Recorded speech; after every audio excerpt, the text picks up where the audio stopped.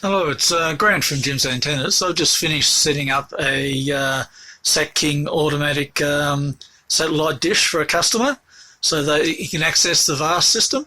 So this is all you've got to do to use it. Once the system's going, you press OK.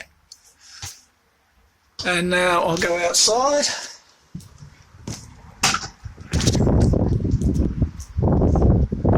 And that's the dish up on the roof.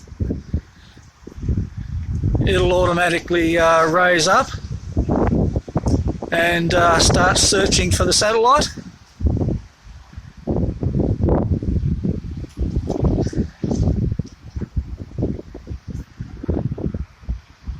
So it's just going around and scanning. When it's found the satellite, it'll lock onto it, it'll fine tune, and then a customer will have free-to-air TV wherever they happen to go, and they're planning to go on a trip over to the mainland shortly.